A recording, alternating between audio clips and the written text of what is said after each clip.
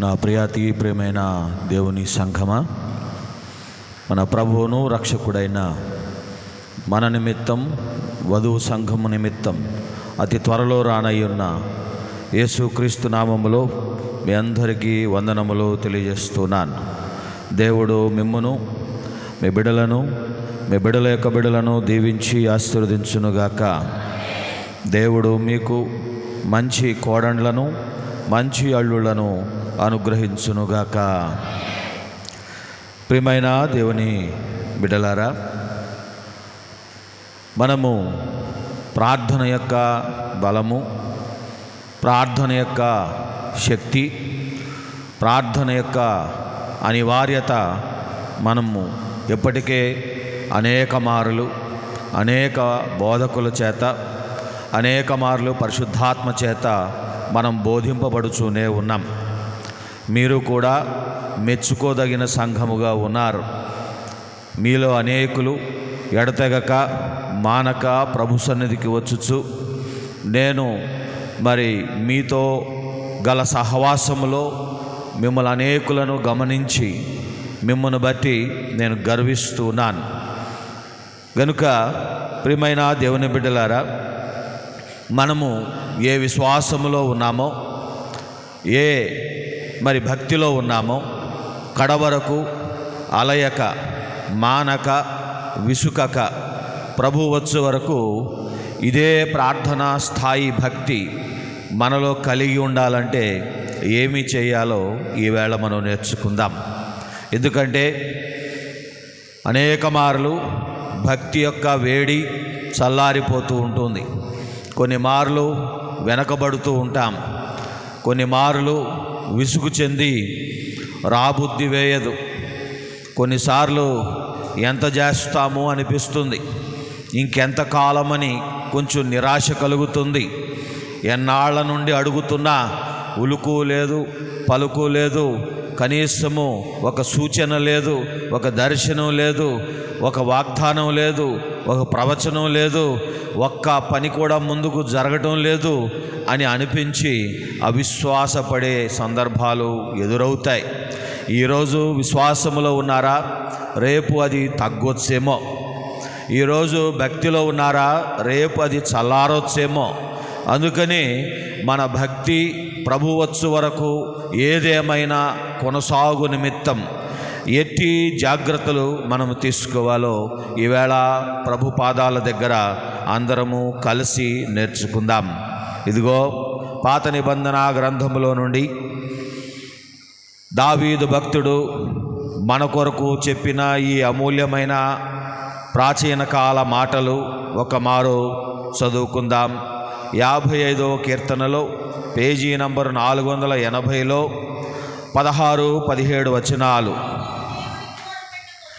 అయితే నేను దేవునికి మొరపెట్టుకొందును, యెహోవా నన్ను రక్షించును. సాయంకాలమున ఉదయమున మధ్యాహ్నమున నేను ధ్యానించుచు మొరపెట్టుకొందును. ఆయన నా ప్రార్థన ఆలకించును. దేవునికి మహిమ కలుగునుగాక. క్రొత్త నిబంధన గ్రంథములో నుండి రోమీయులకు రాసిన పత్రిక 10వ అధ్యాయము, రోమా పత్రిక 10వ అధ్యాయము 14వ వచనం. వారు విశ్వసింపని వానికి ఎట్లు ప్రార్థన చేయుదురు, వినని వానిని ఎట్లు విశ్వసించుదురు, ప్రకటించువాడు లేకుండా వారెట్లు విందురు. ప్రార్థన. మహాపరిశుద్ధుడైన మా ప్రియ పరలోకపు తండ్రి, యుక్తమైన ప్రార్థన ఎలాగూ చేయుట మాకు తెలియదు తండ్రి. నీ ఆత్మను మాకు విజ్ఞాపనకర్తగా నియమించి అతడు మమ్మును అత్యధికమైన ప్రార్థనలోనికి నడిపించు సారథిగా మాకు ఇవ్వబడ్డాడని గ్రహించి ఈవేళ మా ప్రార్థన బ్రతుకులను చల్లారకుండా, ఆగకుండా, మానకుండా మేము ఎట్లు నీ రాకడ వరకు నీ ప్రార్థనలో కొనసాగాలో ఆ రీతి భక్తి నేడు మాకు అనుగ్రహించమని నజరేయుడైన యేసు నామములో ప్రార్థించి వేడుకొనుచున్నాను మా తండ్రి, ఆమేన్. ప్రియమైన దేవుని బిడ్డలారా, ఈవేళ మన యొక్క ముఖ్యాంశము,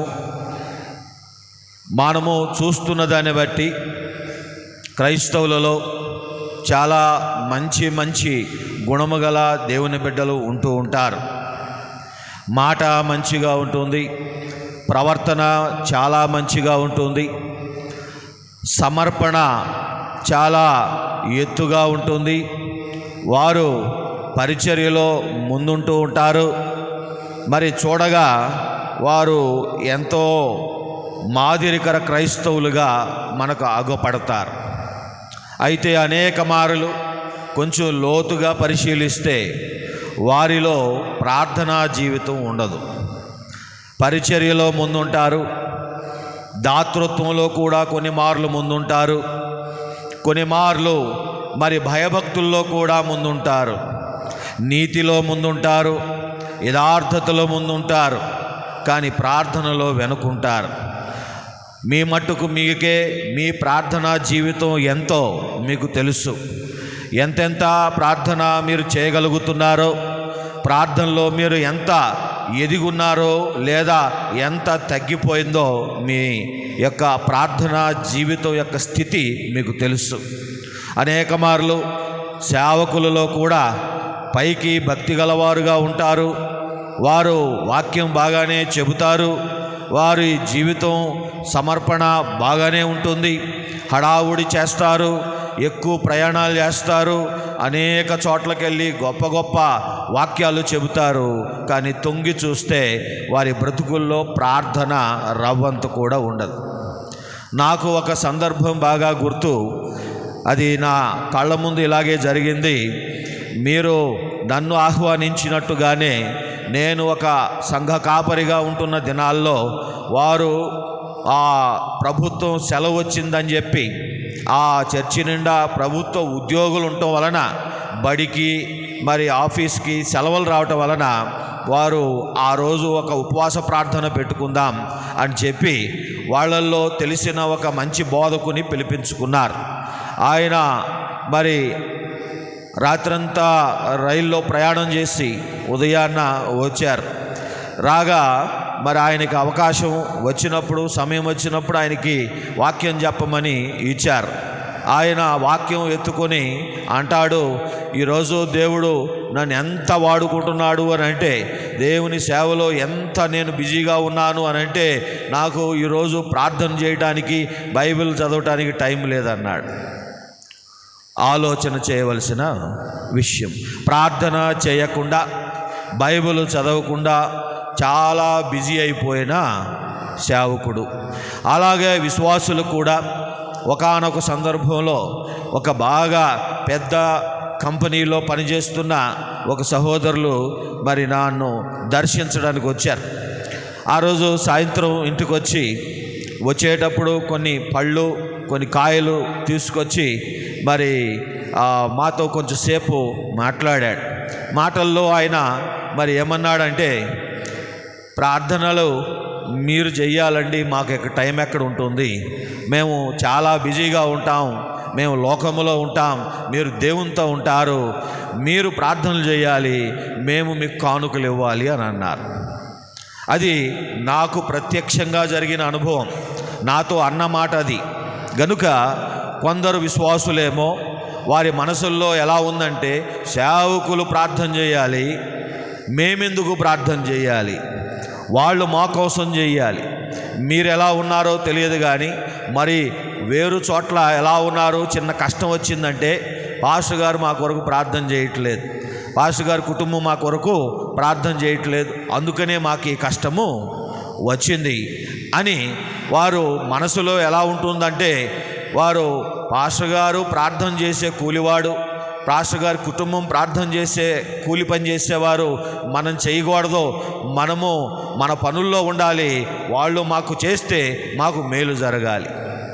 గనుక ప్రియమైన దేవుని బిడ్డలారా, మరి అనేక చోట్ల అలాంటి మనసులు కలిగిన వారు మొత్తం మీద మీరేం గమనిస్తున్నారు?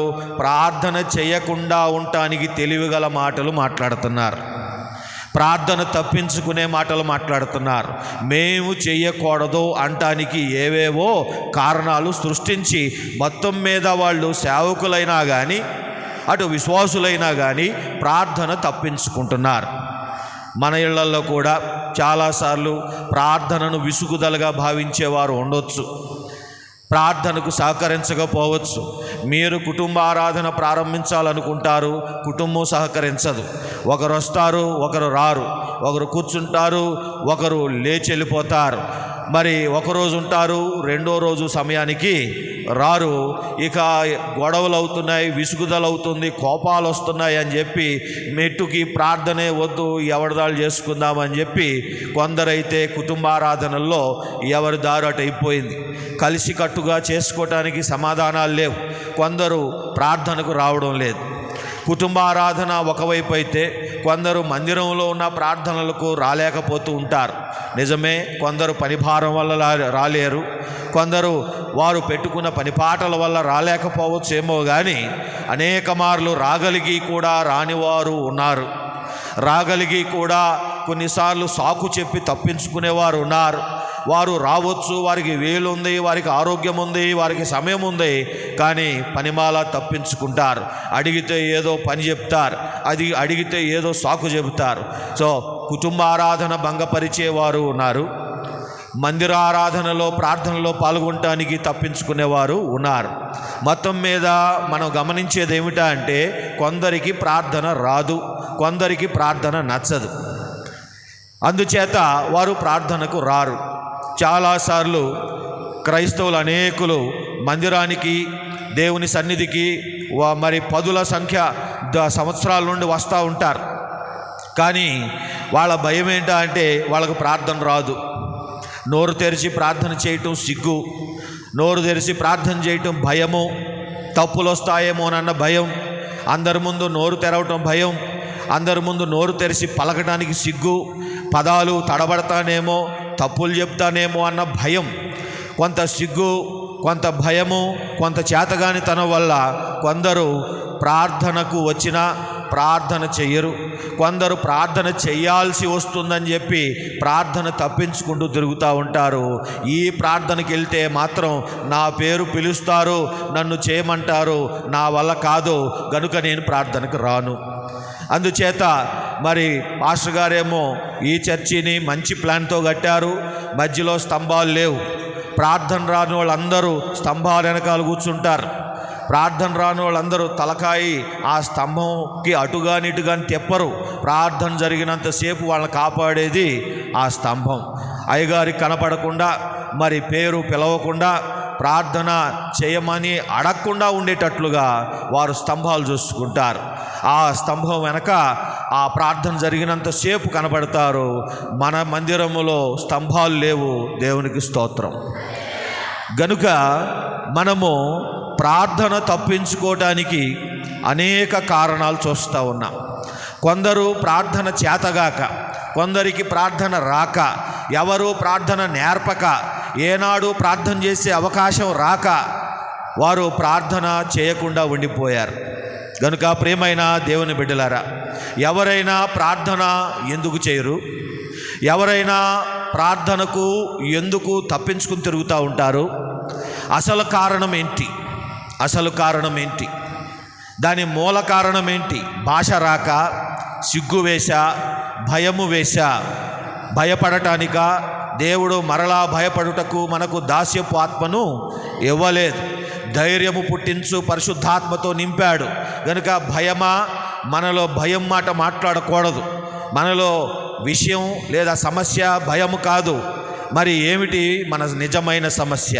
వాక్యం మనకు తేటగా ఇలా చెబుతోంది. రోమాపత్రిక 10వ అధ్యాయము 14వ వచనం, వారు విశ్వసింపని వానికి ఎట్లా ప్రార్థన చేస్తారు? విశ్వాసము లేనప్పుడు ప్రార్థన ఎలా చేస్తారు?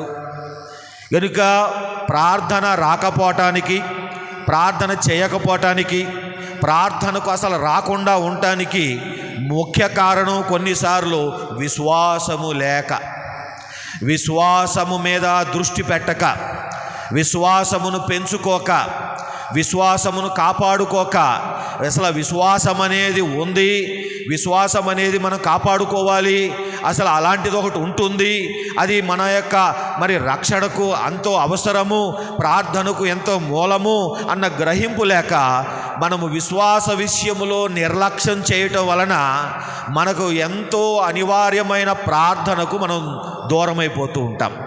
వాక్యం తేటగా చెబుతుంది, విశ్వసింపని వానికి వారు ప్రార్థన చేయలేరు.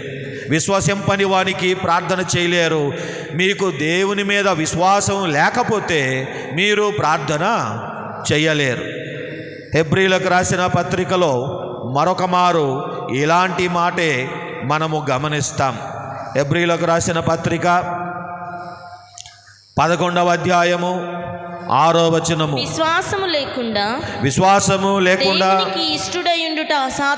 దేవునికి ఇష్టుడై ఉండుట అసాధ్యము. దేవుని యొద్దకు వచ్చువాడు, దేవుని యొద్దకు ప్రార్థన కొరకు వచ్చువాడు ఆయన ఉన్నాడనియు, ముందు ఆయన ఉన్నాడని నమ్మాలి. తన్ను వెదుకు వారికి ఫలము దయచేయువాడని నమ్మవలెను కదా. ఇదిగో అడుగువారికి ఇస్తాడని నమ్మాలి.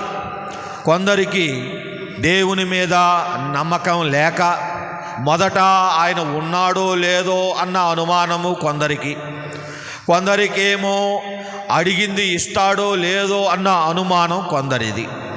ఈ విధంగా ఉన్నాడో లేడో అనుకుంటూ, ఇస్తాడో లేడో అనుకుంటూ అవిశ్వాసంలో ఉండిపోయి ప్రార్థనకు దూరమైపోతూ ఉంటారు. అందుకని వ్యక్తిగత ప్రార్థన ఉండదు. బైబిల్ ఏమో, వాక్యమేమో ఎడతెగక మనకేం చెబుతుంది? రాజైన దావీదు మనందరిలో కల్లా చాలా బిజీగా ఉండే రాజుగారులంటే, దావీదు లాంటి మహారాజులంటే వారు రాజులకు రాజులు. ఉదయాన్నే లేస్తే ఆయనను కలవడానికి మరి పొరుగు దేశ రాజులు ఎంతోమంది లైన్ కట్టి ఉంటారు. ఎన్నో పనులుంటాయి. ఇంటి పనులు చక్కబెట్టాలి, ఇంటి విషయాలు తీర్చుకోవడానికి కొందరు వస్తారు, రాజ్యపు విషయాలు తీర్చుకోవడానికి కొందరు వస్తారు, సైన్యపు విషయాలు తీర్చుకోవడానికి కొందరు వస్తారు, ఊర్లో సమస్యలు తీర్చుకోవడానికి కొందరు వస్తారు.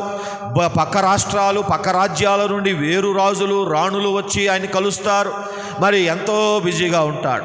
ఎందరికో జవాబు చెప్పాలి. ఉదయం లేస్తే ఎన్నో నిర్ణయాలు తీసుకోవాలి. ఆయనకి ఎన్నో గొర్రెలు, ఎన్నో మేకలు, ఎన్నో గాడిదలు, ఒంటెలు, గుర్రాలు, ఎంతో సైన్యం ఉంది.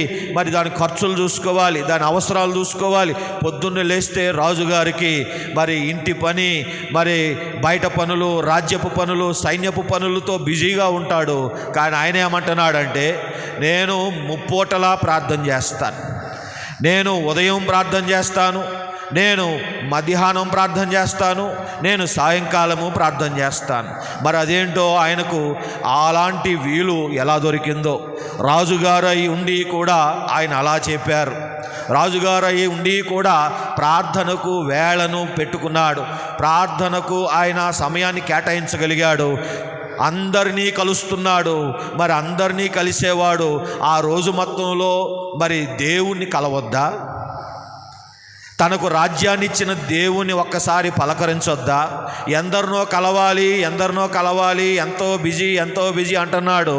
మరి ఆయనకు ఆ గద్దెనిచ్చిన, ఆ రాజ్యాన్నిచ్చిన, ఆ ఘనతనిచ్చిన దేవుని కలవడానికి నేను బిజీ అంటే అప్పుడు ఆ నియమించిన దేవుడు ఏమనుకోవాలి? అందుచేత దావీదు ఎంత బిజీగా ఉండా తనను రాజుగా చేసిన, ఒక గొర్రెల కాపరిగా ఉన్న నన్ను, మందలో ఉన్న నన్ను ఎత్తి తీసుకొచ్చి గద్దె మీద కూర్చోబెట్టిన దేవుని కలవకుండా నా పూట గడవదు అని తీర్మానం చేసుకున్నాడు. ఆయనను చూడకుండా, ఆయనతో మాట్లాడకుండా నా పూట గడవదు. నేను తప్పకుండా ఆయనతో మాట్లాడాలి. నాకు ఎట్లాంటి స్థితి ఇచ్చిన దేవుడు, నాకు ఎట్లాంటి ఘనత కలిగించిన దేవుడు, నేను ఈరోజు ఏమై ఉన్నానో అది ఆయన కృప వల్లే అయి ఉన్నాను. ఆయన కృప చూడకపోతే నేను ఏమో అయి ఉండేవాడను. కానీ ఈరోజు నేను ఈ స్థితిలో ఉన్నాను అని అంటే ఇది కేవలం ఆయన వల్లనే. గనుక నేను ఆయన్ని కలుస్తాను, నేను ఆయనతో గడుపుతాను, నేను ఆయనతో మాట్లాడతాను అని ఆయన అన్నాడు. ఈ రోజుల్లో చాలామంది ఏమో బిజీ అయిపోయి ఆ బిజీనే అడ్డంగా చెప్పి, ఆ బిజీనే ఒక నెపంగా చూపించి దేవుణ్ణి కలగటానికి మాత్రం వాళ్ళకి సమయం దొరకడం లేదు. ఇటువైపు యేసు ప్రభు జీవితాన్ని మనం గమనిస్తే ఆయన నిత్యము ప్రార్థనలో ఉన్నట్టుగా కనపడుతుంది, ఎప్పుడూ ప్రార్థన చేసినట్టుగా కనపడుతుంది. బైబిల్ ఏమో ఎడతెగక ప్రార్థన చేయండి, మానక ప్రార్థన చేయండి, విసుకక ప్రార్థన చేయండి అని ఘంటాప్రదంగా చెబుతుంటే మనమేమో ప్రార్థన చేయకుండా ఉండటానికి కారణాలు వెతుక్కుంటున్నాం, ప్రార్థనకు దూరం అవటానికి నెపాలు వెతుక్కుంటున్నాం, ప్రార్థన చేయకుండా ఉండటానికి మనం అవకాశాలు వెతుక్కుంటున్నాం. ఎందుకు ఇలా జరుగుతుంది? కారణం విశ్వాసం లేకపోవటం. ఎందుకు ఎడతెగక ప్రార్థన చేయలేకపోతున్నాం? ఎందుకు ఎక్కువసేపు ప్రార్థన చేయలేకపోతున్నాం? ఎందుకు ఎక్కువసార్లు ప్రార్థన చేయలేకపోతున్నాం? ఎందుకు ఖాళీ దొరికితే ప్రార్థన చేయాలనిపించడం లేదు? ఏకాంతం దొరికితే ప్రార్థనా మనసు పుట్టదేంటి? కొంచెం ఖాళీ దొరికితే ముచ్చట్లకు నోరు పరిగెడుతుంది, ముచ్చట్లకు కాళ్ళు పరిగెడుతున్నాయి. ఖాళీ దొరికింది అని చెప్పి సంతోషించి ఎందుకు కాళ్ళు, ఎందుకు చేతులు, ఎందుకు నోరు ప్రార్థన వైపు పరిగెట్టడం లేదు? కారణం విశ్వాసము లేకపోవటం, కారణం విశ్వాసాన్ని కాపాడుకోకపోవటం, విశ్వాసాన్ని పెంచుకోకపోవటం. ఎందుకంటే ప్రార్థనకు రావాలంటే ప్రార్థనకు వచ్చేటప్పుడు విశ్వాసం ఉండాలి. అడుగువారిని మీరు పొంది ఉన్నామని మీరు విశ్వసించాలి, మీరు సందేహింపకుండా అడగాలి. ప్రార్థనకు కావాల్సింది విశ్వాసం, ప్రార్థనకు కావాల్సింది విశ్వాసం. అనగా ఈ పూట నేను ప్రార్థనను ఒక 2 చక్రాల బండితో, మీరు నడిపే ఒక బైక్తో పోలుస్తాను. ప్రార్థన మీ జీవితంలో ఉన్న బైక్ లాంటిది. అది మీకు ఎక్కడెక్కడికో తీసుకెళ్తుంది. మీ కాళ్ళు నొప్పులు కాకుండా, మీకు నడుము నొప్పులు రాకుండా, మీ యొక్క కాళ్ళు అరగకుండా మిమ్మల్ని అతి త్వరగా వేగంగా ఒక చోట నుంచి ఒక చోటకి చక్కగా తీసుకెళ్తుంది. కానీ మీరేం చేశారు? మీరు పెట్రోల్ ఉందో లేదో చూసుకోలేదు, పెట్రోల్ ఉందో లేదో చూసుకోలేదు, ఆఖరి చుక్క వరకు కూడా మీరు పట్టించుకోలేదు. గనుక అది తీసుకెళ్తుంది, అది మిమ్మల్ని ఎక్కడెక్కడికో తీసుకెళ్తుంది. మీరు ఒక దాని మీద మనసు పెట్టలేదు, అజాగ్రత్తగా ఉన్నారు. అది ఖాళీ అయిపోతుంది, అది అడిగంటు పోతుంది, అది అయిపోయింది, మీరు పట్టించుకోలేదు. అప్పుడు ఏం జరుగుతుంది? ఆ రోజు తెలుస్తుంది బండి బరువెంతో, ఆ రోజు తెలుస్తుంది ఇది ఎంత బరువు ఉంటుందా అని, ఆ రోజు తెలుస్తుంది. ఈరోజు వరకే అది మనల్ని మోసేది, పెట్రోల్ అయిపోయిన దగ్గర నుంచి ఇప్పుడు మనం దాన్ని మొయ్యాలి, దాన్ని మొయ్యాలి, దాన్ని తొయ్యాలి. అది తోస్తుంటే కదలం. ఈ మధ్య వాళ్ళు తయారు చేస్తున్న బళ్ళు తోస్తే కదిలేవి కావాయి, అవి ముందుకెళ్ళటం లేదు. ఇంతకు ముందు బళ్ళు తోస్తుకుంటా వెళ్తే వెళ్ళిపోయాయి, కానీ ఇప్పుడు మనం కొనుక్కుంటున్న బళ్ళు ముందుకు జరగటం లేదు. ఇక తొయ్యలేక, దాన్ని మొయ్యలేక మనమే నడవలేము, మరి మన పక్కన మరి అదొక బరువు. అందుకని ఏం చేస్తున్నామో, దాన్ని ఎక్కడైనా మంచి నీడ చూసి ప్రార్థన తీసుకుని ఒక చెట్టు కింద పెట్టేస్తున్నాం. ఎందుకంటే ప్రార్థన సాగటానికి, ప్రార్థన లాగడానికి ఎలాగా పెట్రోల్ అవసరమో విశ్వాసం అవసరం. విశ్వాసము ప్రార్థనను ముందుకు నడిపే ఇంధనం లాంటిది. విశ్వాసాన్ని పట్టించుకోలే, విశ్వాసాన్ని పెంచుకోలేదు. అసలు అలాంటిది ఒకటి ఉంటుందని కూడా మనకు తెలియదు. అది ఎక్కడి నుండి ఎక్కడికి వస్తుందో తెలియదు. నిజంగా కొంతమంది బండి కొన్న వాళ్ళకి అది ఎక్కడ ఆన్ చేయాలో తెలియదు, ఆ పైప్ ఎక్కడ ఉంటుందో తెలియదు, ఆ బటన్ ఎక్కడ ఉంటుందో తెలియదు వెనకటికి. అందుకనే దాన్ని అటు ఊపేవారు, ఇటు కదిపేవారు, కొన్నిసార్లు ఉండి కూడా తెలిసేది కాదు. అలాగే ఎలాగా పెట్రోల్ బటను వెనకటికి ఎక్కడుంటుందో తెలిసేది కాదో, అలాగే ఈ రోజుల్లో చాలామందికి విశ్వాసానికి ప్రార్థన అత్యవసరము అన్న విషయం తెలియక విశ్వాసం ఎప్పుడైతే తగ్గిపోతుందో, విశ్వాసం ఎప్పుడైతే అడుగంటిపోతుందో ఆ రోజు ప్రార్థన చచ్చిపోతుంది. ఆ రోజు ప్రార్థన మనకు బరువెక్కి దాని కింద మనం చితికిపోయి అది మనం తట్టుకోలేక, అది మనం చేయలేక, అది ఎంతో భారమైన పనిగా అనిపించి అది ఎవరు చేస్తారు, అది ఎట్లా చేస్తాము, ఆయాసం వస్తుంది, కళ్ళు మూసుకుంటే భయం వేస్తుంది, కళ్ళు మూసుకుంటే ఏవేవో కనపడుతున్నాయి, నా వల్ల ప్రార్థన కాదు, కళ్ళు మూసుకుంటే ఏవేవో గుర్తుకొస్తున్నాయి, అందుకని కళ్ళు మూసుకోవటానికి భయం. ఏకాంతంలో కూర్చుంటే మనస్సాక్షి గగ్గోలు పెడుతుంది కనుక మనస్సాక్షి కేకలు వేస్తుంది, అల్లరిగా ఉంటుంది. ఆ అల్లరి అరచడానికి పాటలు పెట్టుకుంటున్నారు. ఆ లోపలున్న మనస్సాక్షి కేకలను మనకు వినపడకుండా చేయటానికి టీవీ పెట్టుకుంటున్నారు, ముచ్చట్లు పెట్టుకుంటున్నారు, కాసేపు మాట్లాడుకుంటున్నారు. ఒక్కసారిగా ఇంట్లో వాళ్ళందరూ బయటికి వెళ్ళిపోతే గుండె గబేలమంటోంది. ఏకాంతం తట్టుకోలేకపోతున్నాం, ఆ నిశ్శబ్దత తట్టుకోలేకపోతున్నాం. ఎందుకంటే ఆ సమయంలో మనస్సాక్షి కేకలు మనకు గట్టిగా వినపడతాయి. నువ్వు దోషివి, నువ్వు పాపివి, నువ్వు భక్తి చేయట్లేదు, నువ్వు ప్రార్థన చేయట్లేదు, నువ్వు వెనకబడిపోయావు అని అది అరుస్తూ ఉంటుంది. దాని అరుపులు మనం తట్టుకోలేక, దాన్ని నోరు మూయించలేక, దాన్ని మనం నోరు కట్టేలేక ఇక మనం టీవీ ఆన్ చేసుకుంటాం, బయటికి వెళ్ళిపోతాం, ఎవరి దగ్గరికైనా వెళ్ళిపోతాం, ఎక్కడో వెళ్ళి కూర్చుంటాం. ఎందుకంటే ఏకాంతం అంటే భయం వేస్తుంది. ఎందుకంటే మనస్సాక్షి అనేటువంటి దేవుడు మన లోపల పెట్టాడు. అది కేకలేస్తుంది, మనం తప్పు చేసినప్పుడల్లా అరుస్తుంది. అది ఆ చేతికి దొరకదు. దాన్ని పిసికేద్దామంటే, దాన్ని చంపేద్దామంటే, దాన్ని గొంతు పిసికేద్దామంటే మనస్సాక్షి కనపడదు. దేవుడు అందుకని చంపేస్తామేమో అని చెప్పి దాన్ని అదృశ్యంగా పెట్టాడు, దాన్ని ఎక్కడో లోతుల్లో పెట్టాడు, ఎక్కడో అంతరంగంలో పెట్టాడు. అది మనకు దొరకదు. అది కేకలు మాత్రం మానదు. అది దేవుని సేవ చేసే ఒక యంత్రము.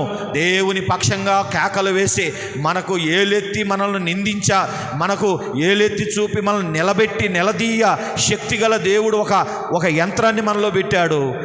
ఎప్పుడైతే ప్రార్థన ఆగిపోతుందో మనస్సాక్షికి పని ఎక్కువైపోతుంది, మనస్సాక్షి కేకలు వేస్తుంది. అందుకనే ఇక ఈ మనస్సాక్షి కేకలు తట్టుకోలేక మన అనేక మార్లు శాంతం ప్రార్థనకు దూరమైపోయి ఏదో ఒక టీవీ సీరియల్కో, ఏదో ఒక సినిమా వంటి దానికో, లేదంటే ఏదో ఒక పాట వంటి దానికో, ఏదో ఈ మధ్య పిల్లలు చెవిలో ఈ చెవిటి మిషన్లు పెట్టుకుంటున్నారు అట్లాంటి దానికో, లేదా వేటుకో అలవాటు పడిపోయి ఇక వాళ్ళు ప్రార్థన మాత్రం చేయరు. ఖాళీగా దొరికితే ఏదో మ్యూజిక్ వింటారు, ఏదో విషయం వింటారు, ఏదో వాక్యం వింటారు, ఏదో మరి ఆ లోకానికి సంబంధించినవి వింటారు, చూస్తారు. వాళ్ళు ప్రార్థన మాత్రం చేయరు.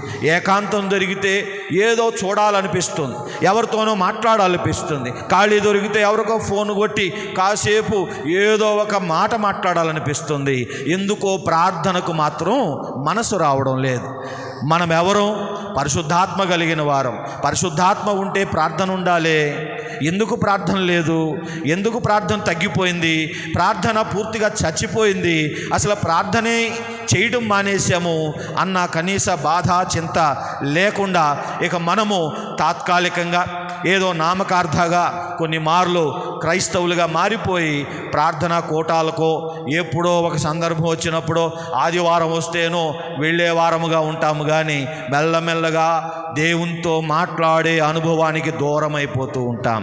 ఇదంతా ఎందుకు మొదలైంది? ఎందుకు అనంటే మనము పెట్రోల్ మీద మనసు పెట్టలేదు. అసలు అది అలాంటిది ఉంటుందని మనం గమనించలేదు. విశ్వాసం మీద మన మనసు పెట్టలేదు. కనుక ప్రియమైన దేవుని బిడ్డలారా, మనము విశ్వాసమును పెంచుకోవాలని వాక్యం పదే పదే, మా విశ్వాసమును వృద్ధిపరచుము అని వాక్యం పదే పదే చెబుతోంది. కనుక ప్రార్థన చేసే విశ్వాసం మనకు ఎలా వస్తుంది? ప్రార్థన చేసే విశ్వాసం మనకు ఎలా వస్తుంది? కొన్నిసార్లు నేను ప్రార్థనను ఒక షాపింగ్తో పోలుస్తాను. ప్రార్థనా సమయం కొనుగోలు సమయం. ప్రార్థనా సమయంలో మనము లిస్టు వారీగా ఏదో కిరాణా సామాన్లు అడిగినట్టుగా, కిరాణా షాప్కి వెళ్ళినట్టుగా మనం దేవుని దగ్గర మనకు కావాల్సినవన్నీ కూడా దేవుణ్ణి అడిగి పొందుకునే సమయం ప్రార్థనా సమయం.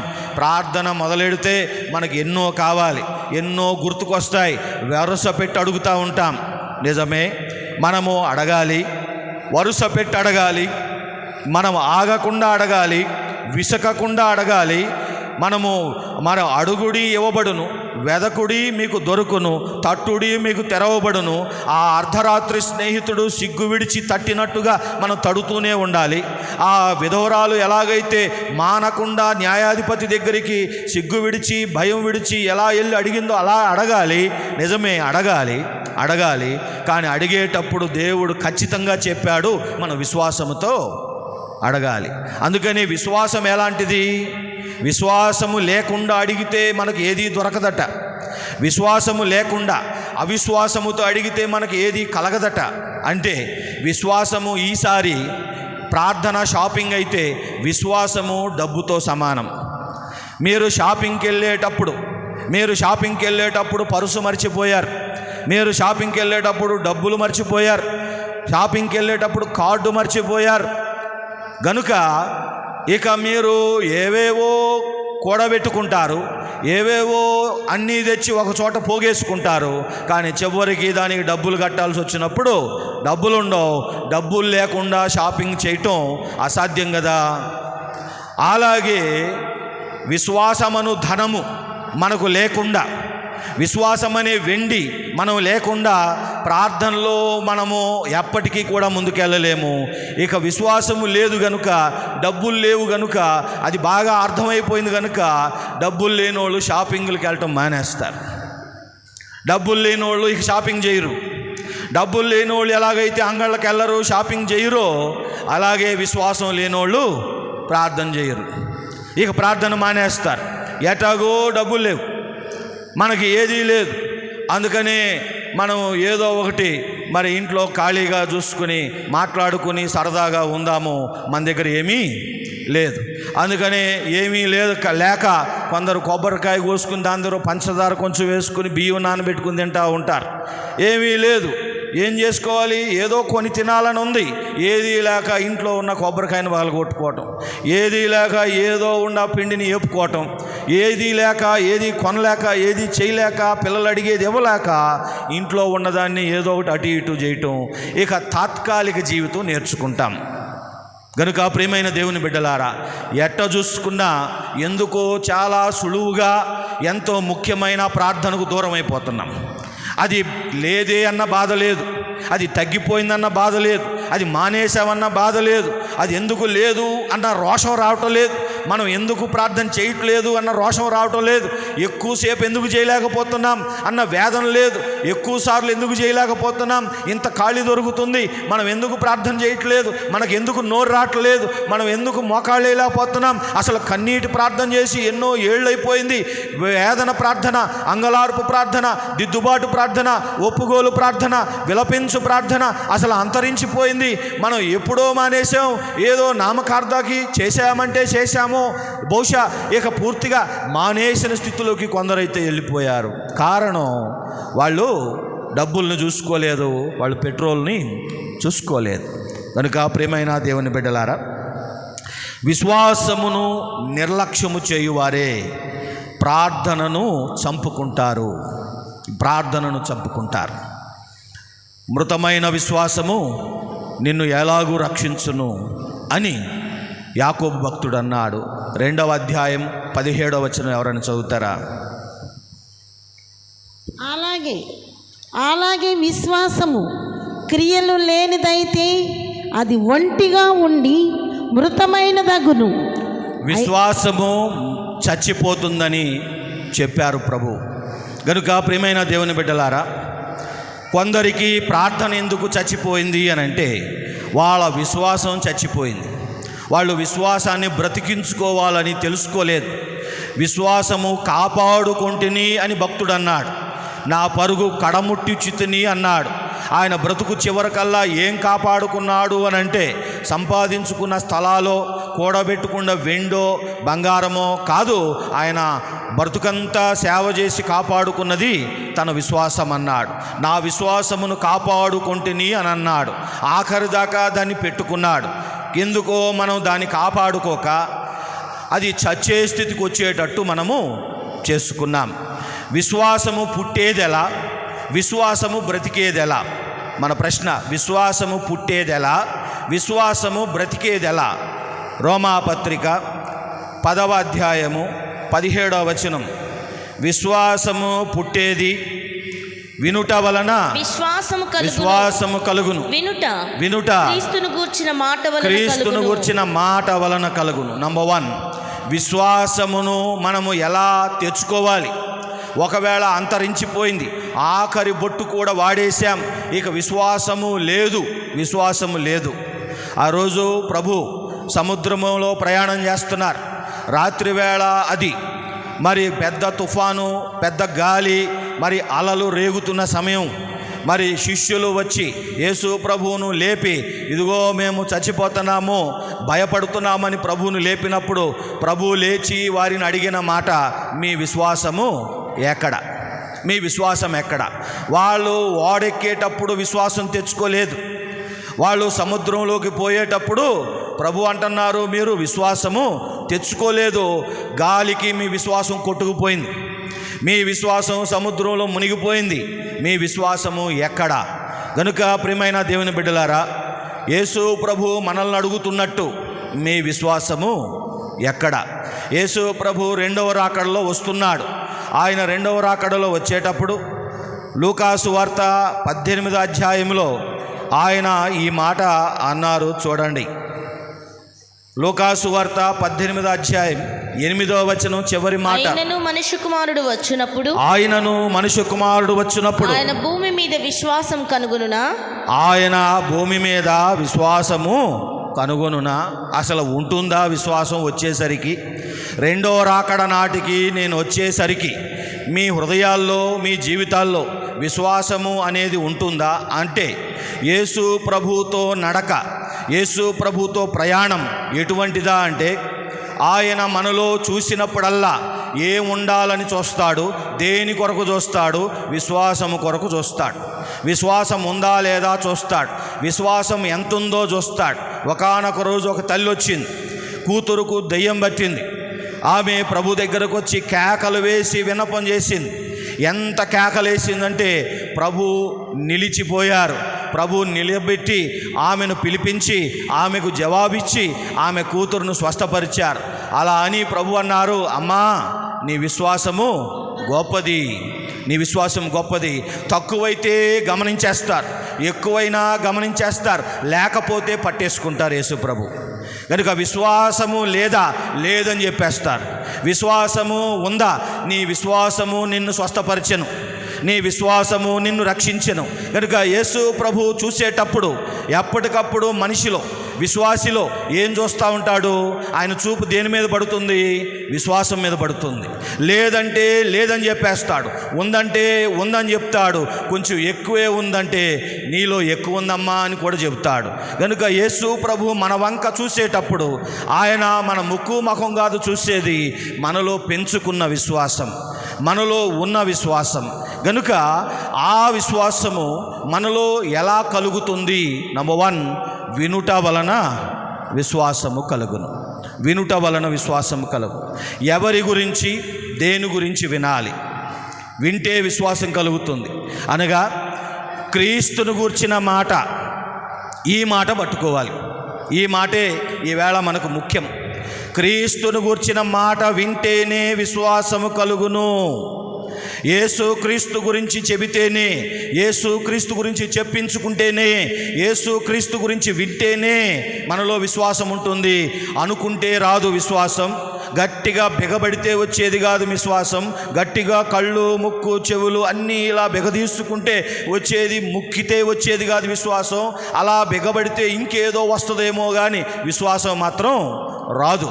గనుక విశ్వాసము అనేది ఎలా వస్తుంది? విశ్వాసం అనేది శారీరకంగా వచ్చేది కాదు. విశ్వాసం అనేది మనలో అది ఉత్పత్తి చేసుకునేది కాదు. మనలోనికి ఏదో రావాలి, మన చెవిలో గుండా మన హృదయంలోనికి ఏదో వెళ్ళాలి. ఏది వెళ్ళాలి? ఎవరు వెళ్ళాలి? మన లోపలికి ఎవరు రావాలి? క్రీస్తును గూర్చిన మాట మనలోనికి రానివ్వాలి. యేసు క్రీస్తును రానివ్వాలి. యేసు క్రీస్తు గురించి చెబుతూ ఉంటే, యేసు క్రీస్తు గురించి వివరిస్తూ ఉంటే, ఆయన గూర్చిన వివరములు, ఆయన గూర్చిన మాటలు మనలోనికి అంచెలంచెలుగా రావాలి. అలాగా మనము విశ్వాసములో బలపడాలి. కొలొస్సీలకు రాసిన పత్రిక 2వ అధ్యాయము 6వ వచనం చదువుదాం. కొలొస్సీలకు రాసిన పత్రిక,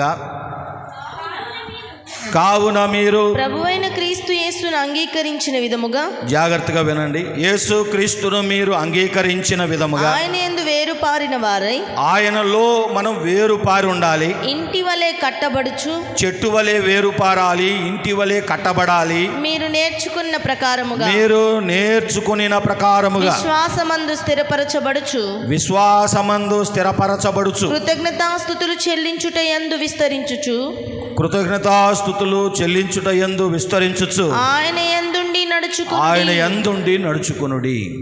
మీరు ఎప్పుడైతే, ఏ రోజైతే, ఏ పూటైతే మీ జీవితంలోకి యేసు ప్రభువుని రానిచ్చారో, ఆయన మీ జీవితంలోకి ఎలా వచ్చాడు, ఆయన ఎవరి జీవితంలోకి వస్తాడు? నమ్మిన వారి జీవితాల్లోకి వస్తాడు. నమ్మితేనే వస్తాడు. నమ్మకం అనగానేమి? నమ్మకం అనగా దేవునికి మనం పలికే ఆహ్వానం. దేవుడు ఆహ్వానించకుండా రాడు.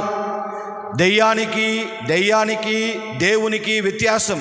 దెయ్యానికి పిలవనవసరం లేదు. దెయ్యం పిలవకుండా వచ్చి ఎక్కి కూర్చుంటాడు. దెయ్యం పిలవకుండా ఆవరిస్తాడు. దెయ్యం పిలవకుండా వచ్చి మన ఇంట్లో జొరబడతాడు. దెయ్యం పిలిస్తే వచ్చే రకం కాదు. దేవుడు పిలిస్తేనే వచ్చేవాడు, కేక పెడితేనే వచ్చేవాడు, మొర పెడితేనే వచ్చేవాడు, రమ్మంటేనే వచ్చేవాడు, నమ్మితేనే వచ్చేవాడు. గనుక మీరు ఎప్పుడైతే మొర పెడుతున్నారో ఆయన ఉన్నాడు, నమ్ముతున్నారు. మీరు ఎప్పుడైతే కేక వేస్తున్నారో, మీరు ఆయనను విశ్వసించి నమ్మి మీ బ్రతుకుల్లోకి ఆయనను రమ్మంటున్నారు, రాణిస్తున్నారు. అప్పుడు ఆయన వస్తాడు. వినుట వలన విశ్వాసము కలుగును, క్రీస్తును గురించిన మాట వలన కలుగును.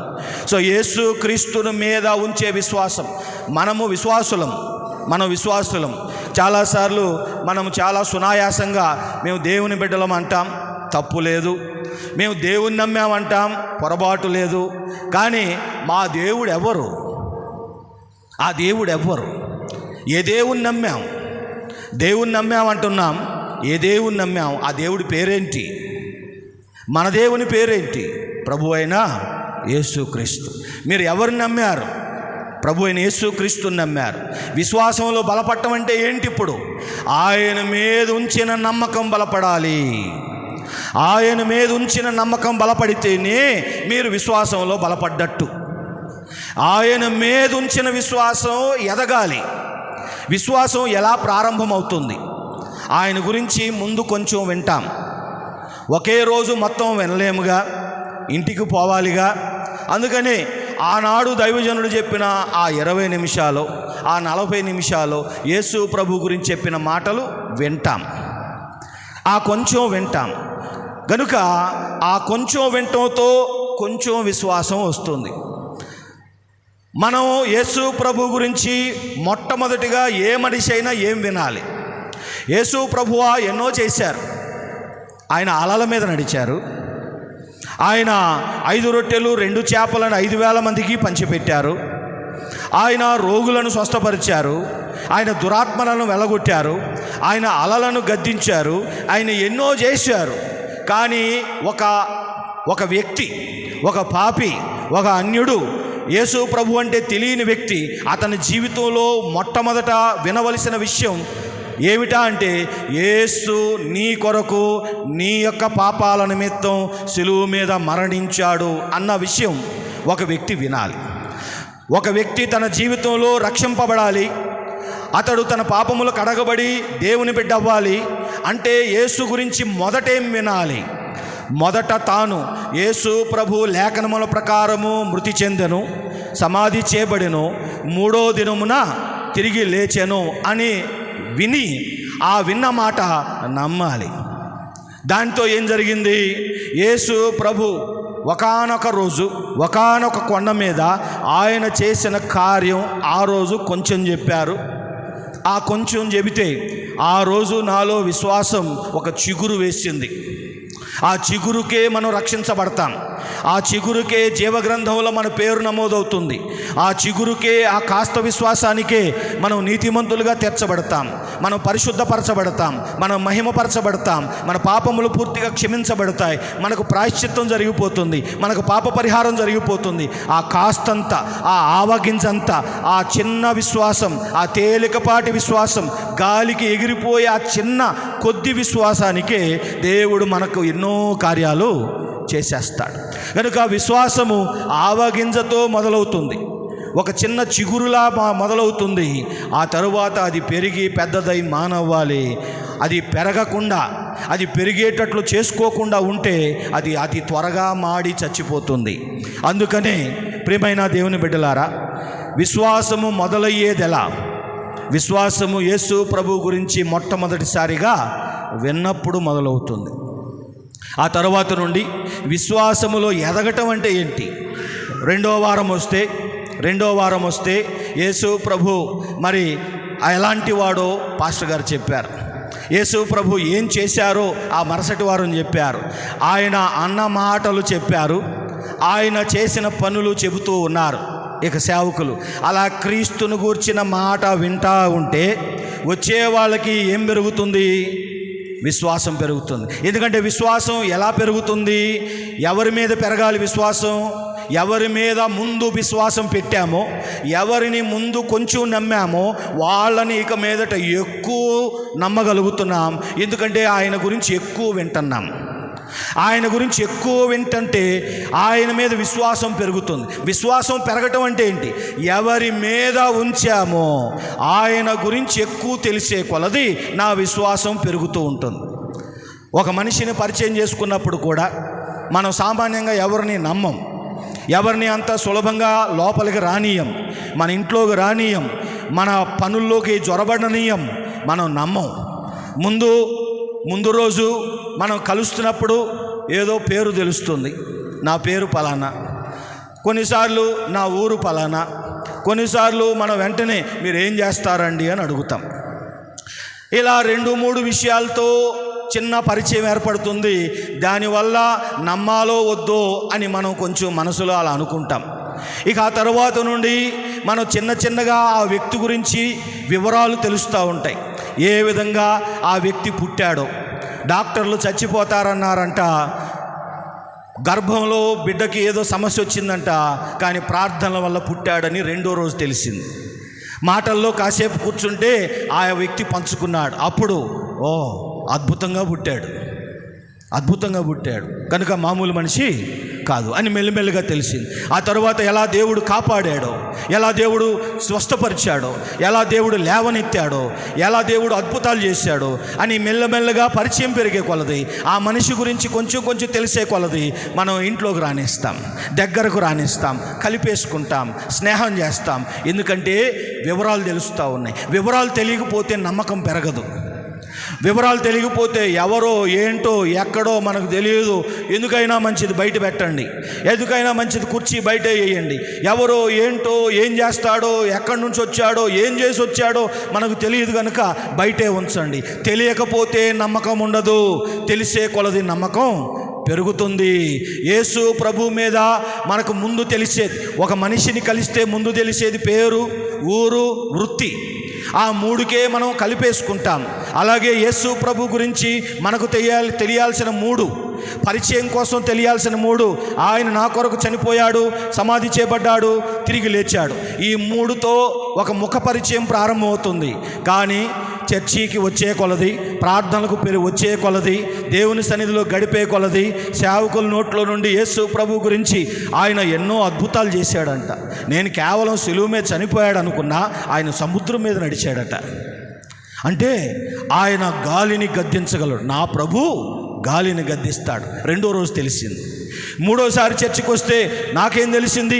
ఆకలిగా ఉన్న వాళ్ళకి అన్నం పెట్టాడట. నా ప్రభు అన్నం పెడతాడు, నా ప్రభు ఆకలి తీరుస్తాడు. అది ముందు నాకు తెలియదు. నాకు 3వ వారానికి 4వ వారానికి తెలిసింది. నా ప్రభు అసలు ఎలా పుట్టాడు? ఆయన కన్యక గర్భాన పుట్టాడంట. అది ఎప్పుడుకో తెలిసింది. అలా ఒక్కొక్కటిగా తెలిసే కొలది నా ప్రభు ఎంత గొప్పోడు, నా ప్రభు ఎంత మంచోడు, నా ప్రభు ఎంత గుణవంతుడు, నా ప్రభు ఎంత ఉన్నతమైన వాడు, ఆయన ఎంత కరుణామయుడు, ఎంత దయామయుడు, ఎంత క్షమాగుణం గలవాడు.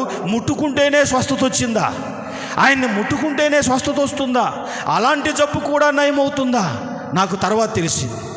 ఆయన అలా దెయ్యాన్ని కూడా వెళ్ళగొడతాడా, మాట సెలవుతో వెళ్ళగొడతాడా అని ఇంకెప్పుడుకో అయ్యగారు చెప్తే తెలిసింది. నా ప్రభు గురించి ముందు మూఢముక్కలే తెలిసాయి, కానీ రాను రాను పాస్టర్ గారి ద్వారా నాకు తెలిసే కొలది నా ప్రభు మీద నమ్మకం పెరుగుతోంది. విశ్వాసం పెరగటం అంటే పరిచయం పెరగటం.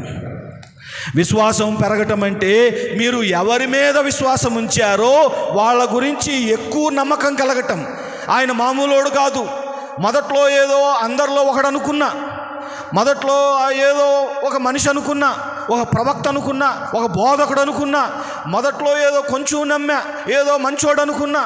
కానీ రాను రాను రాను రాను ఆయన మామూలు మనిషే కాదు, ఆయన దేవుడని తెలిసింది. అలా తెలిసే కొలది ఏమవుతుంది? ఆయన మీద నాకు నమ్మకం పెరుగుతుంది. అది విశ్వాసం పెరగటం అంటే. విశ్వాసం పెరగటం అంటే ఊరికే ఏదో అనుకుని చేస్తాడు, ఇస్తాడు, నాకు జరుగుద్ది. అది వేరే వేరే దేవాలయాలు కూడా అట్టగే చేస్తూ ఉంటారు. అక్కడికి వెళ్ళి నాకు ఇస్తాడు, నాకు చేస్తాడు, నాకు జరుగుద్ది అంటూ ఉంటారు. అది కాదు విశ్వాసం. విశ్వాసం అంటే పరిచయం పెరగటం. విశ్వాసం అంటే మీ దేవుడి గురించి ఎక్కువ తెలుసుకోవటం, ఎక్కువ నేర్చుకోవటం. ఆయన ఎంత గొప్పోడో, ఆయన ఎంత ఉన్నతమైన వాడో, ఎన్ని గొప్ప గొప్ప కార్యాలు చేశాడో కార్యాలు చెప్పాలి. తర్వాత పాస్టర్ గారు మెల్లమెల్లగా ఆయన మాటల గురించి చెప్పడం ప్రారంభిస్తాడు. దుఃఖపడు వారు ధన్యులు, వారు ఓదార్చబడు. నా ప్రభు అలా అన్నాడా, నా ప్రభు ఇంత గొప్ప మాట అన్నాడా అని నాకు మెల్లమెల్లగా తెలుస్తోంది. ఈ విధంగా ఆయన పలికిన పలుకులు, ఆయన చెప్పిన ఉపమానాలు, ఆయన చెప్పిన ఒక ఘనమైన సంగతులు, సామెతలు మెల్లమెల్లగా తెలిసే కొలది ఆయన స్వభావము నంబర్ 1, ఆయన క్రియలు నంబర్ 2, ఆయన మాటలు నంబర్ 3. ఆయన స్వభావం చెప్పాలి, ఆయన స్వభావం వినాలి. ఆయన పవిత్రుడు, ఆయన పరిశుద్ధుడు, ఆయన శక్తిమంతుడు, ఆయన దయామయుడు, ఆయన కరుణామయుడు, ఆయన నీతిమంతుడు, ఆయన మహాపరిశుద్ధుడు, ఆయన ఉన్నతమైన వాడు. ఇలాగా ఆయన స్వభావం మనం తెలుసుకోవాలి, ఆయన గుణలక్షణాలు మనం తెలుసుకోవాలి, ఆయన క్రియలు తెలుసుకోవాలి, ఆయన ఏ విధంగా అద్భుతాలు చేశాడు, ఎటువంటి సూచక్రియలు చేశాడు. మూడవది ఆయన మాటలు చెప్పించుకోవాలి. ఆయన కొండ మీద ఏం చెప్పాడు, ఓడ మీద ఏం చెప్పాడు, సముద్రంలో ఏం చెప్పాడు, ఆయన దారిని వెళ్తూ ఉంటే ఏం చేశాడు, ఇంట్లోకి వెళ్ళినప్పుడు ఏం చెప్పాడు, ఎక్కడెక్కడ ఏం చెప్పాడు, ఆ రాత్రి వేళ ఏం చెప్పాడు, ఆ పగటి వేళ ఏం చెప్పాడు, ఆ సూర్యోదయాన ఉదయకాలం ఏం చెప్పాడు. పాస్టర్ గారు మెల్లమెల్లగా చెబుతూ ఉంటే నాలో యేసు ప్రభు పెరుగుతున్నాడు, నా లోపల యేసు ప్రభు పెరుగుతున్నాడు అని అంటే నేను ఎవరి మీద అయితే విశ్వాసం ఉంచానో ఆయన నాలో పెరగటమే విశ్వాసం పెరగటము. మెల్లమెల్లగా నాలో యేసు ప్రభు ఇంతే ఉండేవాడు. 3 విషయాలే తెలుసు, ఒక విషయమే తెలుసు. ఎవరో కొంచెం చెబితే తెలిసింది, కానీ ఒకదాని మీద ఒకటి, లేయర్ మీద లేయర్, ఇటుకరాయి మీద ఇటుకరాయి పడ్డట్టుగా నాకు సంగతి మీద సంగతి తెలుస్తూ ఉంటే నా లోపల యేసు ప్రభు సమాచారం పెరుగుతూ ఉంది. ఆ సమాచారం పెరగటమే విశ్వాసం పెరగటం. విశ్వాసం పెరగటం కనుక ఎంత యేసు ప్రభు గురించి ఎంత లోతుగా, ఎంత ఎక్కువగా మీరు తెలుసుకుంటారో అంత బలపడతారు. యోహాను సువార్త 17వ అధ్యాయం 3వ వచనం. యోహాను సువార్త 17వ అధ్యాయం 3వ వచనం. సత్యదేవుడవైన నిన్నును, అద్వితీయ సత్యదేవుడవైన నిన్నును, నీవు పంపిన యేసుక్రీస్తును ఎరుగుటయే, నీవు పంపిన యేసుక్రీస్తును ఎరుగుటయే నిత్య జీవము. నిత్య జీవము. ఒక దగ్గరేమో విశ్వసించుటయే నిత్య జీవం అన్నాడు బైబిల్ ఉన్న వాళ్ళందరూ. యోహాను సువార్త 6:47 చదవండి. విశ్వసించువాడు నిత్య జీవం గలవాడు, విశ్వసించువాడు నిత్య జీవం గలవాడు అని అన్న యేసు ప్రభువే యోహాను సువార్త 17వ అధ్యాయం 3వ వచనంలో అదే యేసు ప్రభు ఏమంటున్నారు, ఎరుగుటయే నిత్య జీవం. విశ్వాసం పెరిగేది ఎరిగే కొలది. ఎరుగుతూ ఉంటే, తెలుసుకుంటూ ఉంటే, నేర్చుకుంటూ ఉంటే, ఆయన గురించి ఎక్కువ వింటూ ఉంటే విశ్వాసం పెరుగుతుంది. వినుట వలన విశ్వాసం కలుగును. ఏం వినాలి? క్రీస్తును గూర్చిన మాట వలన, క్రీస్తును గూర్చిన మాట వలన. కనుక ఏ ఏ సంఘమైతే యేసుక్రీస్తు గురించి చెప్పించుకోదో, యేసుక్రీస్తు గురించి చెప్పబడదో, ఏ సేవకుడు యేసు ప్రభు గురించి చెప్పడో ఆ సంఘములో అన్నీ ఉంటాయేమో, విశ్వాసం మాత్రం ఉండదు. ఎందుకంటే వాళ్ళు ఎవరి మీద నమ్మకం ఉంచారో వాళ్ళ గురించి వివరాలు అడిగితే ఒక్కటి తెలియదు, అసలేమీ తెలియదు. వింటేనే తెలుస్తుంది, ఎరిగితేనే తెలుస్తుంది, నేర్చుకుంటేనే తెలుస్తుంది. యేసు ప్రభువును నేర్చుకోవాలని రాస్తుంది బైబిల్లో. ఇంగ్లీష్లో అక్షరాల we have to learn Christ అని రాస్తుంది. మనము యేసుక్రీస్తును నేర్చుకోవాలి. అనగా మనం చదివిన కొలస్సీ పత్రిక 2వ అధ్యాయం 6వ వచనంలో ఆ మాట మీరు 3వ లైన్లో గమనిస్తారు. మీరు నేర్చుకొనిన ప్రకారం మీరు ముందు విశ్వసించారు, మీరు ఆయన అంగీకరించారు. బైబిల్లో అంగీకరించుట అంటే విశ్వసించుట, లోపలికి రానిచ్చుట. మీరు విశ్వసించారు, ఆ తరువాత నేర్చుకోవాలి. మీరు ఆయన గురించి ఎక్కువ తెలుసుకోవాలి. గనుక ఎక్కువ సువార్తలు చదవాలి. యవనస్తులారా, మీరు మీ బడి పుస్తకాలు కేజీలు చదివేశారు. ఇంకొక నెలలో ఆ పుస్తకాలన్నీ మీరు ఉల్లిపాయలోకి వేయబోతున్నారు. మీరు అతి త్వరలో మళ్ళీ కొత్త పుస్తకాలు కేజీలు మళ్ళీ కొనుక్కోబోతున్నారు. ఇంకో సంవత్సరం ఆ గాడిద బరువు మీరు మోయబోతున్నారు. మీరు కేజీల పుస్తకాలు చదివేస్తున్నారు. ఒక 28 అధ్యాయాలున్న మత్తయి సువార్త మీరు ఎందుకు చదవలేకపోతున్నారు? ఎందుకు 16 అధ్యాయాలున్న మార్కు సువార్త చదవలేకపోతున్నారు? అంటే మ్యాథ్స్ వల్ల బిజీ అయిపోయారా? ఫిజిక్స్ వల్ల బిజీ అయిపోయారా? కొందరు సేవకులేమో మరి సేవ వల్ల బిజీ అయిపోయి ప్రార్థన చేయట్లేదట. కొందరు విశ్వాసులేమో ఉద్యోగాల వల్ల బిజీ అయిపోయి ప్రార్థన చేయట్లేదట. చాలామంది యవనస్తులు, స్టూడెంట్లు చదువుల వల్ల బిజీ అయిపోయి వాళ్ళు దేవునికి దూరం అవుతూ ఉన్నారు.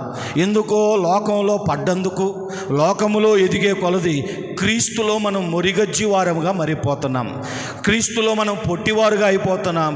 రాను క్రీస్తులో తగ్గుతున్నాం. లోకపు జ్ఞానములో పెరిగిపోతున్నాం. బిజీ అంటున్నాం, రాలేమంటున్నాం, చేయలేమంటున్నాం, మా వల్ల కాదంటున్నాం. కనుక విశ్వాసము పెంచుకోవటానికి శ్రమ పడకపోతే, విశ్వాసములో వేరు పారాలి, విశ్వాసములో మనం ఇంటి వలె కట్టబడాలి అంటే కొంచెం కష్టపడాలి. మనం విశ్వాసము పెంచుకోవాలి. ఆ రోజు ఆవగింజంతే ఉంటుంది, దాన్ని మనం పెంచుకోవాలి. అది రాలిపోయేటట్టుగా, గాలికి కొట్టుపోయేటట్టుగా ఉండకూడదు. మన విశ్వాసము ఆ ఆవగింజ కాస్త డాలులా మారిపోవాలి. ఆ ఆవగింజ కాస్త డాలులా మారిపోవాలి, బొరువెక్కిపోవాలి, ఇనప డాలుగా మారిపోవాలి. అది పట్టుకుంటే అగ్ని బాణాలు ఆర్పగలిగే ఆవగింజలా పుడుతుంది, డాలులా మారుతుంది, మనకు ఆశ్రయమైపోతుంది. కనుక ఆ విశ్వాసము మనం శ్రద్ధ తీసుకోపోవటం వలన ఆ బాణాలు తిన్నంగా వచ్చి గుచ్చుకుంటున్నాయి, అల్లాడిపోతున్నాం. కానీ విశ్వాసం మాత్రం పెంచుకోవట్లేదు, ప్రార్థన మాత్రం తెచ్చుకోవటం లేదు. కనుక ప్రియమైన దేవుని బిడ్డలారా, రెండవది విశ్వాసము చచ్చిపోవటానికి కారణం వినకపోవటం వలన, యేసుక్రీస్తు గురించి చెప్పించుకోకపోవటం వలన విశ్వాసం చచ్చిపోతుంది. యాకోబు పత్రిక 2వ అధ్యాయం 17వ వచనంలో క్రియలు లేకపోవటం వలన విశ్వాసం చచ్చిపోతుంది. క్రియలు అనగానేమి? వాక్యం వినుట వలన విశ్వాసం కలుగుతుంది. కానీ ఆ విన్న వాక్యం ప్రకారం, యేసు ప్రభు గురించి ఆ చెప్పిన మాట ప్రకారం మనం జీవించట్లేదు. క్రియలు అనంటే వాక్యం ప్రకారం జీవించడం, ఆ రోజు చెప్పిన ప్రసంగం ప్రకారం మన బుద్ధిని మార్చుకోవటం, మన గుణాన్ని మార్చుకోవటం, మన ప్రవర్తన దిద్దుకోవటం. యేసు ప్రభు ఇలా అన్నాడా? ఆయన తన శత్రువుల కొరకు ప్రార్థన చేశాడా? ఆయన ఈ విధంగా క్షమించాడా? ఆయన ఈ విధంగా కరుణించాడా? ఆయన ఈ విధంగా మరి ప్రభు కొరకు నమ్మకంగా సేవ చేశాడా అని తెలిసే కొలది ఆ యొక్క ప్రవర్తన మనం తెచ్చుకోవాలి. యేసు ప్రభు వినటం వలన లోపల తయారవుతున్నాడు, ప్రవర్తన రూపంలో బయటికి రావటం లేదు. ఆ ప్రవర్తన రూపంలో బయటకు ఎప్పుడు రాడో, క్రియలు ఎప్పుడు ఉండవో, లోపలున్న విశ్వాసం చచ్చిపోతుంది. బయటకు క్రియలు లేకుండా ఉండే లోపట మాత్రమే దాచిపెట్టుకునే విశ్వాసం ఎక్కువ రోజులు బతికుండదు, అది ఒక మృతదేహముగా మారిపోతుంది. అది కంపు కడుతుంది, అది కుళ్ళిపోతుంది. దాన్ని ఎక్కడో మనం వెళ్ళి పారేసి దాన్ని పాతేసి రావాల్సి ఉంటుంది. మన విశ్వాసము మనకే కంపు కొడుతుంది.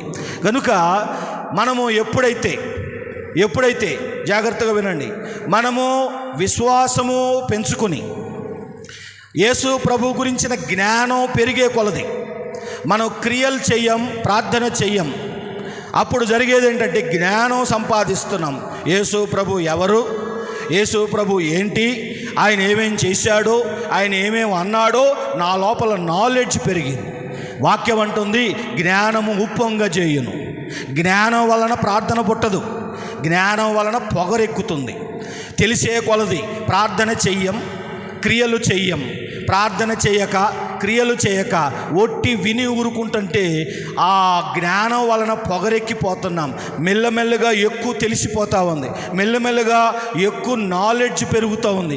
దానివల్ల మనకు గర్వము, మనకు అహంకారము, నాకు ఎక్కువ తెలుసన్న ఒక తలబిరుసుతనము, దానివల్ల మనకేమొస్తుంది, నాశనం వస్తుంది.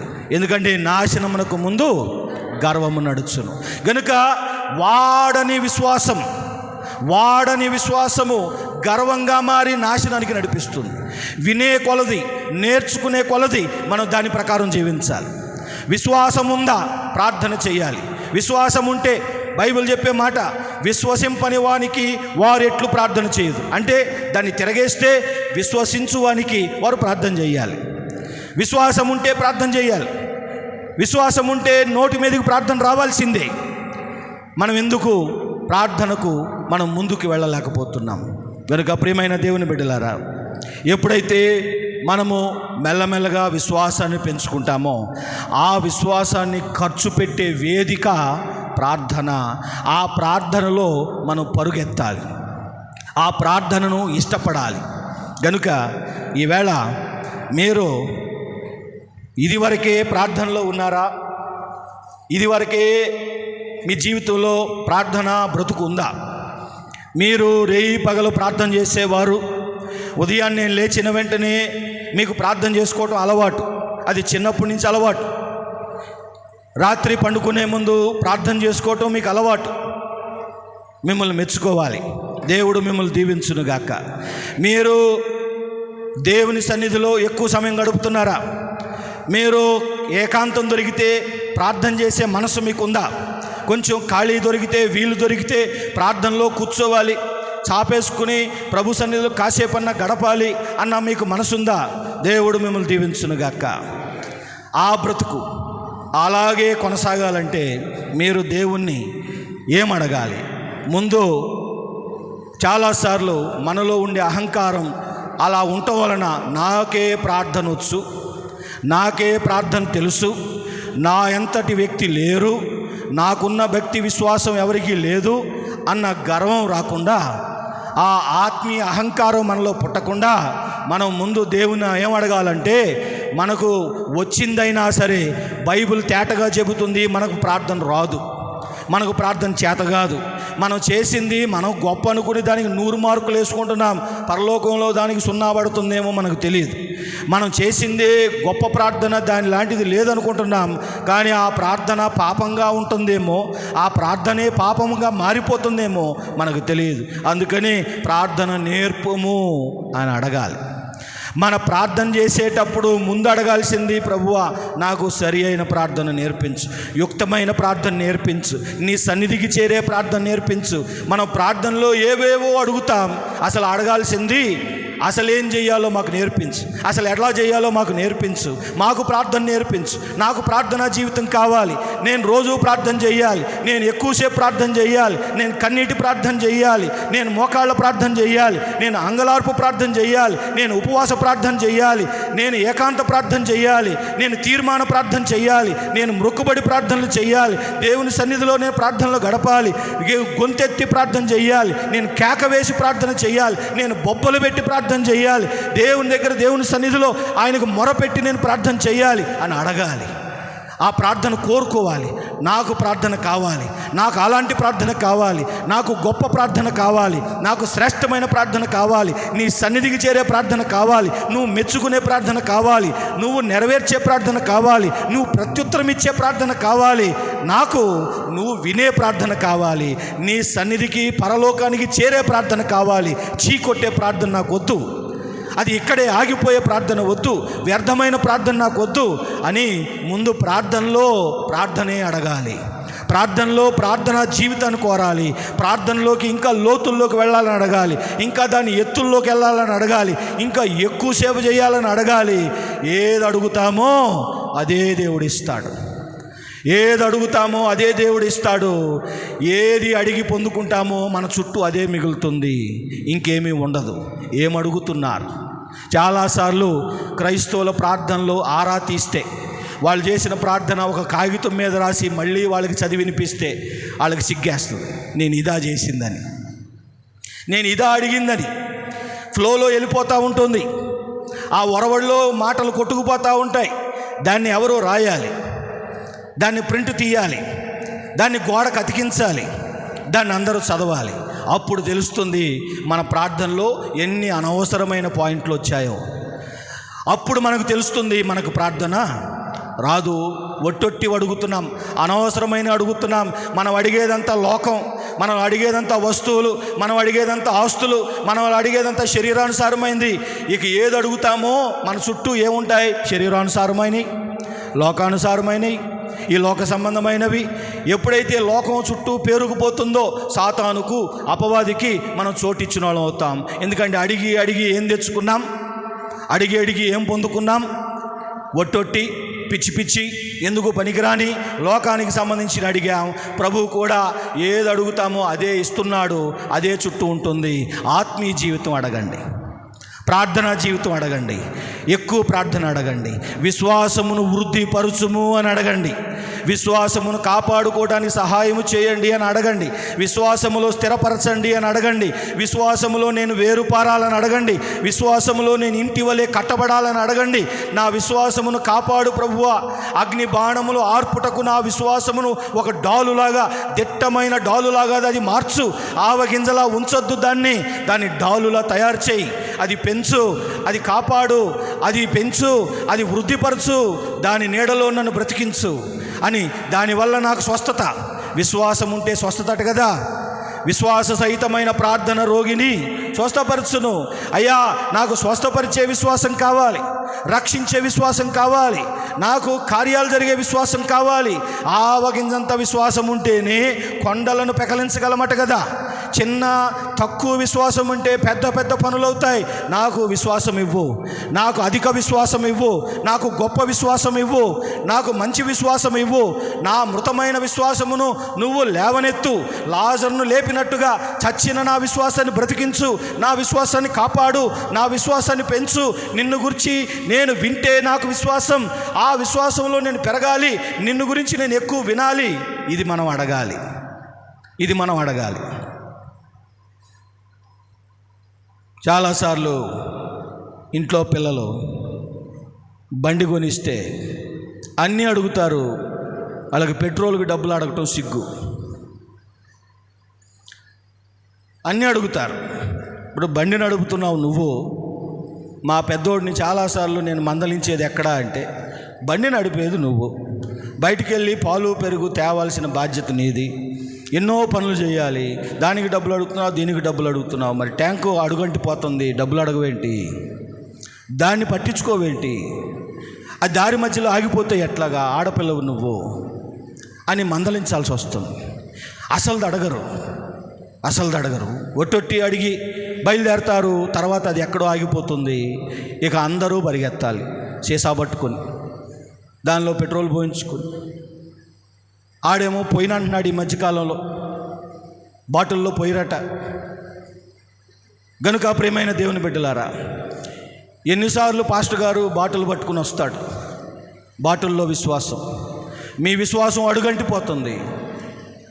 మీరు ఎక్కడ ఆగిపోతే అక్కడికి వచ్చి ఆయన బాటిల్తో మీకు విశ్వాసాన్ని ఎంతకాలం అందిస్తాడు. గనుక ప్రియమైన దేవుని బిడ్డలారా, విశ్వాసాన్ని అడగాలి, ప్రార్థన జీవితాన్ని అడగాలి. ఏదైతే మనకు మూలమో మనకు ఆధారమో దాన్ని అడిగి మనం పొందుకోవాలి.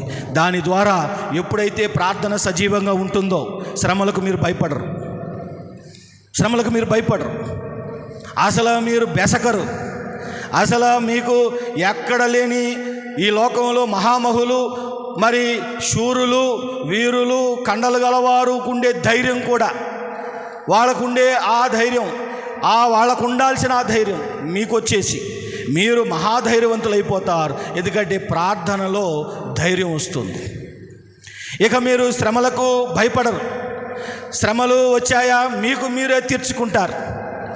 ఇక సాక్ష్యాలు ఎలా ఉంటాయంటే, నాకు ఇలా జరిగింది, నేను ఇలా అడిగాను, దేవుడు నాకు కార్యం చేశాడు. ఎందుకంటే ప్రార్థన మారి ముదిరిపోయి ఏ స్థాయికి వెళ్ళిపోయిందంటే, అడిగితే దేవుడు వెంటన్నాడు, అడిగింది ఇస్తున్నాడు, అడిగింది చేస్తున్నాడు. ఇక మన బ్రతుకులు మారిపోయాయి, ఇక మన సాక్ష్యాలు మారిపోయాయి.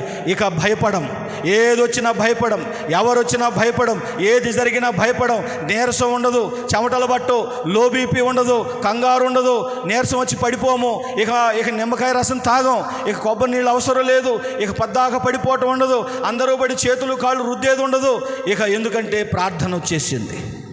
ప్రార్థన ఉండటం వల్ల ధైర్యం వచ్చేసింది. ఏదొచ్చినా ఏం పర్వాలేదు, ప్రభు ఉన్నాడు. ఏది జరిగినా మనకు దేవుడు ఉన్నాడు, ఆయన అడిగితే ఆయన చేస్తాడు.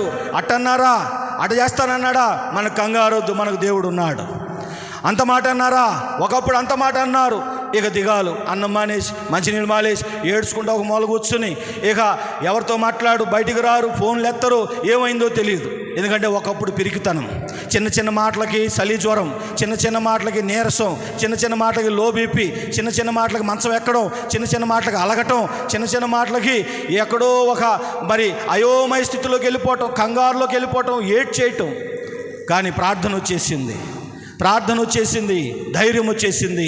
ఇక దేనికి భయపడం. అంత పని జరిగిందా, ప్రార్థన చేద్దాం, అదే పోతే. ప్రార్థన చేద్దాం, వాడే పోతాడు. ప్రార్థన చేద్దాం, అదే ఆగిపోతుంది. ప్రార్థన చేద్దాం, అదే వస్తుంది, అదే ఇస్తారు. వాళ్ళు ఏమనంటున్నారా, మన దేవుడిని అడుగుదాం. వాళ్ళు చేయనంటున్నారా, దేవుడు చేపిస్తాడు. ధైర్యం వచ్చేస్తుంది. ఎప్పుడైతే ధైర్యం వచ్చేస్తుందో మీ ధైర్యం అంటువ్యాధి లాంటిది. ఇంటి మొత్తానికి అంటుకుంటుంది, చర్చి మొత్తానికి అంటుకుంటుంది, అందరిలో ధైర్యం వచ్చేస్తుంది. దేవుడు యుద్ధానికి వెళ్ళేటప్పుడు పిరికోడు వచ్చాడా, వెంటనే ముందు అడిగి ఛార్జీ డబ్బులు ఇచ్చి పంపించేమన్నాడు. ఎందుకంటే పిరికితనం అంటువ్యాధి. వాడు జడిసి, వాడు ఉనికి, వాడు సణిగి, ధైర్యవంతులు కూడా హృదయం కరిగించి వాళ్ళని పిరికోళం చేసి, అందరూ ఉనికి, అందరూ ఏడిసి, మేము ఎవరు యుద్ధానికి రామని చెప్పి వాళ్ళు అందరూ కుంగిపోతారు. పిరికితనం అంటువ్యాధి, ధైర్యం అంటువ్యాధి. అది వెంటనే అంటుకుందా కుటుంబం అంతా బలపడుతుంది. ధైర్యవంతును చూసి అందరికీ ధైర్యం వస్తుంది. ఇంటిలో ఒకరు ధైర్యవంతులైతే అందరికీ ధైర్యం వస్తుంది. అప్పుడు ప్రార్థన మీద మనకు నమ్మకం కలుగుతుంది. కనుక ప్రియమైన దేవుని బిడ్డలారా, దేవుడు మిమ్మును అత్యధికమైన ప్రార్థనావంతులుగా తీర్చునుగాక. దేవుడు మీకు అత్యధికమైన విశ్వాసమును అనుగ్రహించునుగాక. పరిశుద్ధుడు అయిన మా ప్రియ పరలోకపు తండ్రి, ఈ అమూల్యమైన మాటలను చెప్పబడిన ఈ నీ దీన బిడ్డలకు ముద్రించి, పవిత్రపరిచి, వారి హృదయముల్లో దాన్ని పదిలపరిచి, ధైర్యముతో నింపండి, విశ్వాసముతో నింపండి, ప్రార్థనా ఆత్మతో నింపండి, ప్రార్థనా మనసుతో నింపండి. నిన్ను వేడుకునే మనసు దయచేయండి. నీ సన్నిధికి పరిగెత్తుకొచ్చి నీ సన్నిధిలో కేక వేసి, బొబ్బలేసి నీకు మొరపెట్టే మనసు పుట్టించండి. ప్రార్థన వైపు లాగండి, ప్రార్థనకు ఆకర్షించండి. ప్రార్థన అంటే ఇష్టం పుట్టించండి, ప్రార్థన అంటే కోరిక పుట్టించండి. ఖాళీ దొరికితే ప్రార్థన, ఏకాంతం దొరికితే ప్రార్థన, వీలు దొరికితే ప్రార్థన, అవకాశం దొరికితే ప్రార్థన, పిలిస్తే ప్రార్థన, ఆహ్వానిస్తే ప్రార్థన. నాయన ప్రార్థనకు ఆహ్వానించండి, ప్రార్థనకు ఆకర్షించండి, ప్రార్థనలో మోకరింప చేయండి. అయ్యా ప్రభువా, వారు మాట్లాడుతున్నప్పుడు వాళ్ళ మాట వినండి తండ్రి. వాళ్ళు మొరపెట్టుచున్నప్పుడు పరమందు ఆసీనుడు అయిన మా ప్రభువా, వారి ప్రార్థన ఆలకించండి. ప్రార్థన ఆలకించువాడా, సర్వశరీరులు నీ వద్దకు వత్తురు తండ్రి. అయా ప్రభువా, అందరికీ సమీపముగా ఉండు ప్రభువా. మొరపెట్టగా దాన్ని ఆలకించుటకు అందరికీ సమీపముగా ఉండు ప్రభువా. అందరి ప్రార్థనలు ఆలకించండి తండ్రి.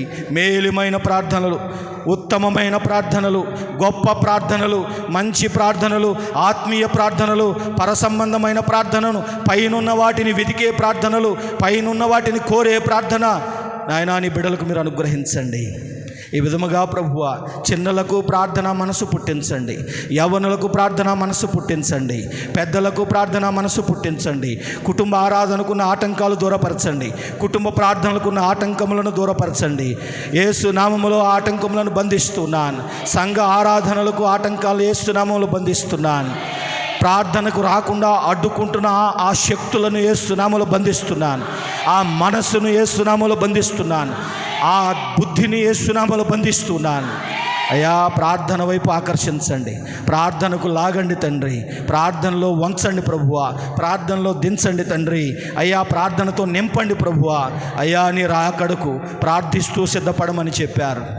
అయ్యా, ప్రార్థనను కాపాడుకోమని చెప్తున్నారు, విశ్వాసమును కాపాడుకోమని చెబుతున్నారు, విశ్వాసమును వృద్ధిపరచుకోమని చెబుతున్నారు. నిన్ను గూర్చిన జ్ఞానం పెంచండి తండ్రి, నీ స్వభావము తెలియపరచండి, నీ కార్యములు బోధింపచేయండి, నీ యొక్క మాటలను బోధింపచేయండి.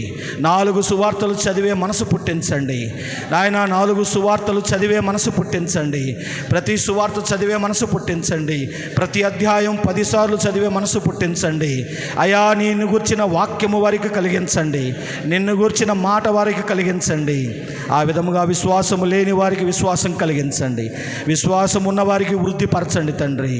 ఆ విధముగా వారి విశ్వాసమునకు తగిన కార్యములు వారికి జరిగించమని నజరేయుడైన యేసు నామములో ప్రార్థించి వేడుకొనుచున్నాను మా తండ్రి. మన పరమ తండ్రి అయిన దేవుని ప్రేమ, కుమారుని కృప, పరిశుద్ధాత్మని అన్యోన్య సహవాసము ఇది మొదలు ప్రభువచ్చు వరకు మనందరికీ, మన ప్రార్థనా సమయానికి, మన ప్రార్థనా జీవితానికి, మన విశ్వాసమునకు సదా తోడయుండునుగాక. ఆమేన్.